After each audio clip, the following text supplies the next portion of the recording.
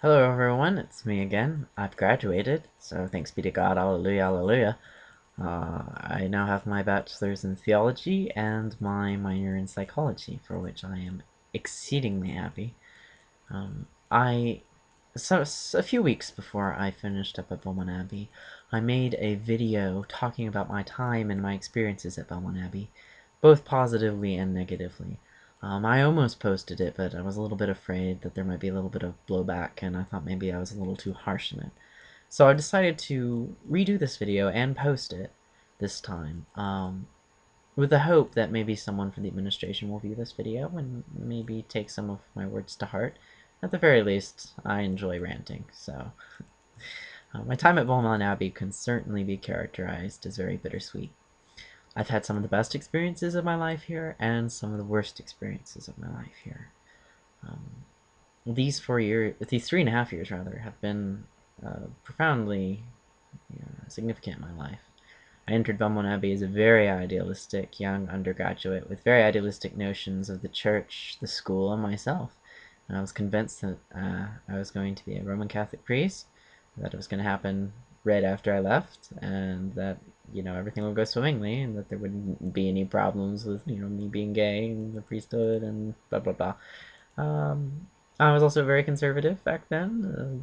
I had to re-examine a lot of my beliefs, and by the time I left, I was somewhat of a different person. Same spirit, just much more refined. And that process is a very hard process, but a very necessary process. And that's, I think, what I can say about Belmont Abbey. It was not easy, personally, but it was very necessary. This is where I needed to be. And I will look back on certain aspects, certainly, with a lot of with a lot of positivity. Especially my friends. I've made some wonderful friends here who have really helped me grow and evolve, and I hope that I've helped them too. I have had friends for all 3.5 years, Susan and Katie, who have been very dear friends of mine, and I appreciate their support and their love throughout this period. Justin Summerell, who described Susan and I as the weird kids that he saw at Vespers. He's just as weird himself, don't let him tell you otherwise. To Charlie, Justin Smith, and Andy, who also become very good friends. Very different friends than I'm used to having, but very important people in my life whose contributions have meant a lot to me. I think that overall, I have learned more in undergraduate about how to be a person rather than my field of study. That's not to say I haven't learned a lot about theology. I certainly have. But I think generally undergraduate education is not so much focused on the essentials of learning your subject. Because honestly, you spend less than 50% on your subject. You have a core curriculum, but you also have outside the classroom. You have this interesting stage between adolescence and adulthood. Which is not only a practical sort of wisdom, but also really trying to figure out who you are as a person. And at college, you're exposed to a lot of different viewpoints and a lot of different people, even at Belmont Abbey, a place, a conservative Catholic school.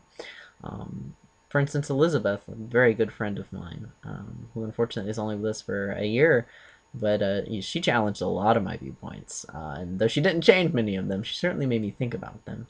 And that's the thing. Different viewpoints, even if you don't accept them, they make you challenge your own. And in doing so, you grow not only in your understanding of the issue, but you also grow as a person. And that, to me, is a very, very beautiful thing. Uh, and it prompts a lot of change.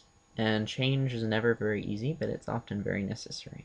I'm looking at my notes from my other video, if you're wondering, just so I make sure I hit all the points just right. I think that college ultimately is about searching for truth. It's a discourse of knowledge. Um, and that's really the essential point, which I think that all colleges need to embrace, and especially Belmont Abbey, but I'll talk about that a little more later. The strengths of this college are certainly the student body, the faculty, and the monastery. The student body here is wonderful. I love it.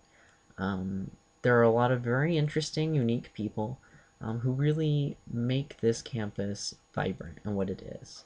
and I will certainly treasure my friendships here. I will cherish the interactions I've had with others, and all of your love and support through a very difficult time.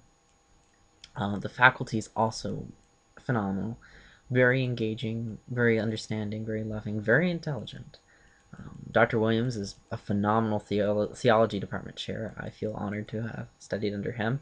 He's also my senior thesis advisor. Sorry for getting it in so late, but it was just predestined to happen anyway. I did my senior thesis on Calvin, so that's a joke here. Insert laughs here. Ha ha ha ha. He's so funny. Sister Jane, wonderful. Dr. Cote, psychology department. Learned a lot from you. You made me love psychology. Um, Simon, you're wonderful. Jill, you're wonderful too. Please don't kill me. Yes, she tried to kill me. Long story. It's assassins, don't worry. Don't arrest her. And I think the third thing is really the monastery. The monastery is obviously going through a difficult time right now, and there are some issues, but I think that the monastery gives the community its spirit. It sets Belmont Abbey apart, and gives it a special charism, which I think even other Catholic colleges don't necessarily have. One of the things I've loved most about my time in Belmont Abbey, and one of the things that I've learned, which I've really tried to take to heart, is the Benedictine hallmarks, especially two. The first is trying to treat everyone you meet as if they are Christ themselves. Treat them with the same respect and dignity. That's a big challenge, and one I've tried to apply in my everyday life, and obviously I'm nowhere close to meeting that. But that's a phenomenal goal, isn't it? The second is the Benedictine idea that it's important to educate others, because through educating others, you will have other people really search for truth, and in that search for truth, you will come to God, and you will better understand God, and you will deepen your faith. That, to me, has always been a profound thing. As I look at Belmont Abbey, it's changed a lot since when I came in as a freshman, and I think that the college is straying from these two principles in particular, and I want to address them both. The first is treating each other like Christ. I think that that's important because you can't be taken seriously if you're trying to spread the gospel, if you're not treating someone with respect and dignity, because that's what the New Testament's about.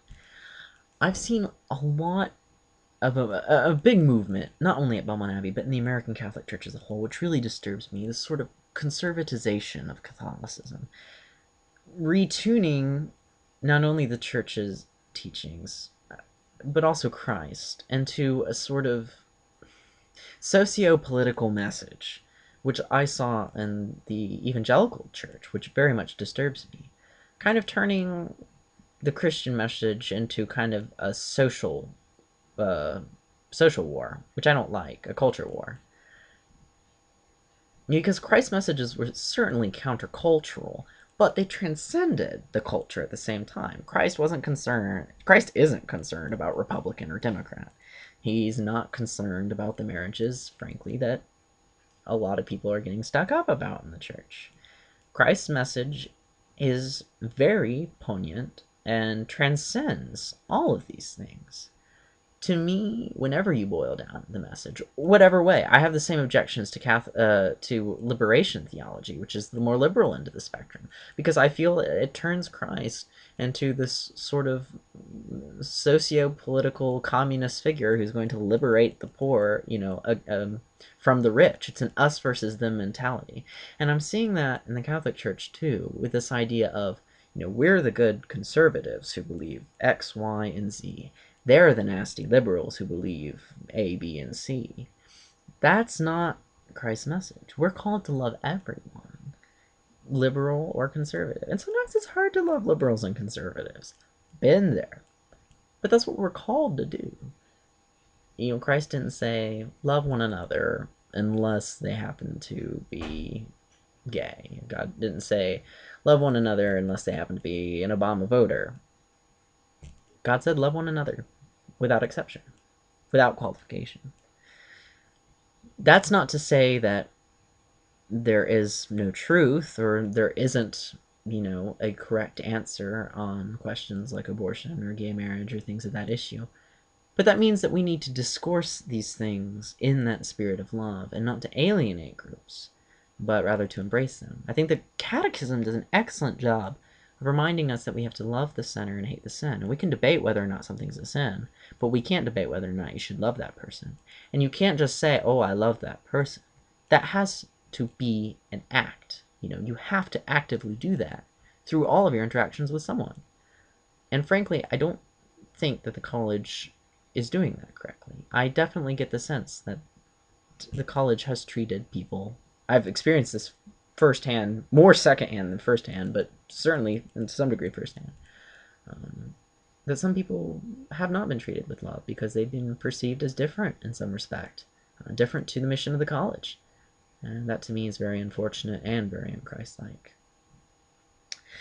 Also, I've been concerned that the college is not embracing this idea of having students find the truth.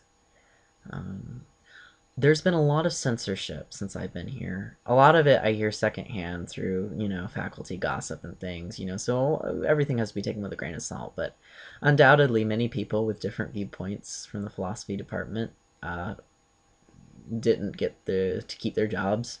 And the people that have been coming to replace various faculty positions have all held a very similar political, religious, and social persuasion. This to me is a little dangerous. Also, the curriculum I certainly have noticed in my 3.5 years here has kind of has a very specific conservative bent to it. It's not to say that that there shouldn't be teaching of conservative positions. Certainly there should, but we also need to be exposed to other viewpoints as well.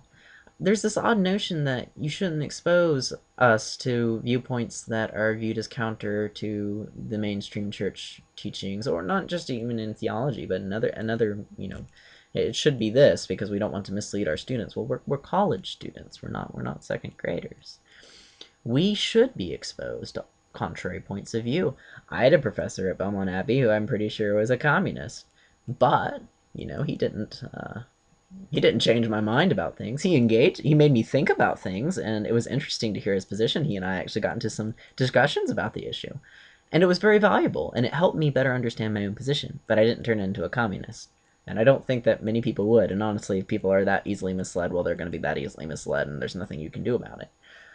I think it's important to expose students to both sides of the perspective and let them discover what truth is. Because if you tell someone this is truth, and that's it, well, they're not actually finding truth now, are they? And if my position always is if your position is the truth, you shouldn't be afraid of other points of view, because if someone's earnestly seeking the truth, well, then if your position is the truth, they'll find your truth. And I don't mean that in a relativist way. I'm just saying, if your idea is true and someone is seeking truth, you're going to find it. I think that makes logical sense. But the college kind of disagrees.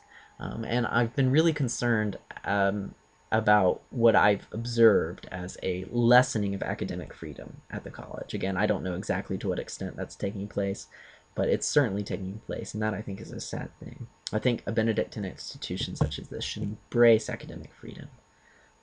And make sure that students are exposed to other viewpoints. Because frankly, once they leave Belmont Abbey, they're going to be exposed to a lot of different viewpoints, I can assure you. And it's important that that take place here in a very logical academic setting, rather than out there, in my opinion, anyway. I'll bring this video to a close simply by saying that my time at Belmont Abbey, although not always pleasant, was certainly necessary.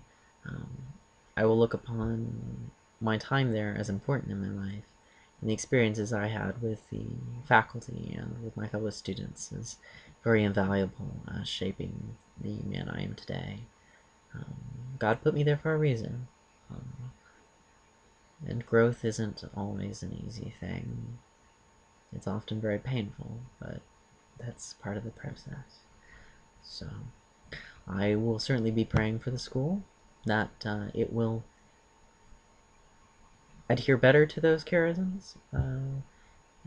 And I also ask you all to pray for me. as I embark on that new stage of life and try and live up to those charisms myself. So, may the grace and peace of our Lord Jesus Christ be with each and every one of you, and I wish you all a very Merry Christmas and a Happy New Year.